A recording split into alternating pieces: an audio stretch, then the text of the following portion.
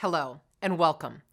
Deciding to earn your degree is a big decision and a big commitment. Of course, you don't want to spend 3 hours figuring out how to use your online classroom, so we put together this video to get you off and running. Go to learn.umgc.edu and log in. You'll land on your homepage. From here, just click on this 9-square icon and select a course. A classroom for that course opens. On the left, you'll see alerts. These highlight things like unread discussion posts and quizzes. Below the alerts is a calendar, which many instructors use to point out due dates for assignments. You definitely want to check the calendar, check it twice, and then, that's right, check it again. To the right are announcements. Your instructor will use this space to communicate important information about the course, so you're going to want to check on those too. The navigation bar will help you get wherever you need to go in your classroom. It's kind of like an online GPS. Your syllabus is really useful, so it should be at the top of your to-do list. Click on Content, which opens a page with all of your course content. On the left, click on Syllabus, and then again on the right. The syllabus tells you all about your instructor, course assignments, grades, your instructor's policies, and more. Take the time to read it through. Many students even print out or download the syllabus so they have it handy. This content menu on the left gives you access to all the content that makes up your course. The course is organized by week, but other instructors might do it differently, for instance, by using projects or milestones. Now, you might be asking yourself, so where are my textbooks? In most of your courses, all the learning resources you need are right here, free of charge. These resources will include e-textbooks, websites, videos, and more. Often, these resources are embedded into the content, like here. They're also usually listed at the bottom of the content, like this. This instructor has assigned 2 chapters for week 1. Clicking on the link opens that chapter. It's as easy as that. Many instructors also assign discussions as part of the class. You can check your syllabus to find out if you have assigned discussions. Discussions can be integrated into the content.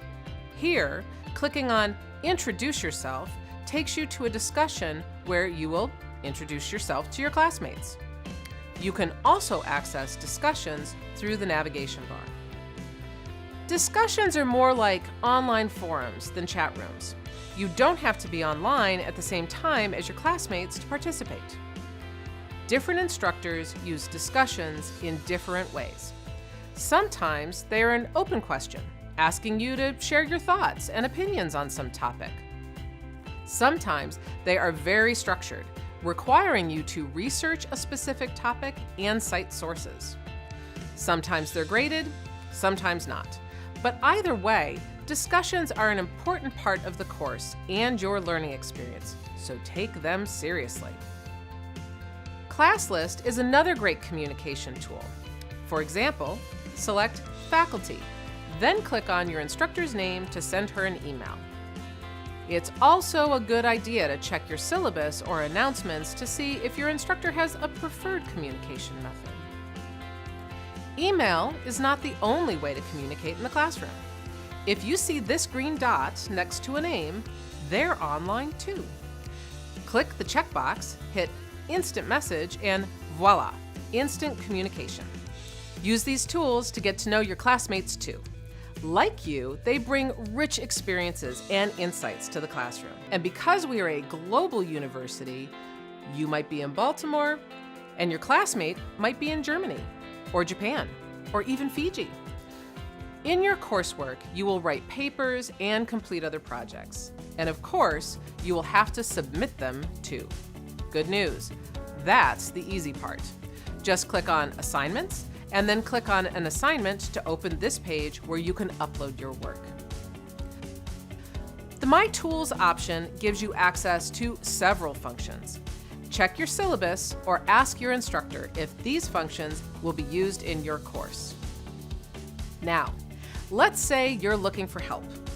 You don't want to wait for email and nobody else is online. The appropriately named Help button is a great option. Selecting Help Center, for instance, will open the online Help Center, a really useful resource. And speaking of help, I'll say it again. Communicate, communicate, communicate. Don't forget, your instructors are here to help you succeed. Ask questions, stay in touch. Use old-fashioned email or instant messenger. You probably already know this, but it's worth repeating. Nothing is more important to your success in the classroom than asking questions. You're just getting started out on a big project called getting your degree. Right now, it might seem like it will be forever before you graduate. But like any journey, it's not just about reaching your destination. Even more important, it's about what happens along the way.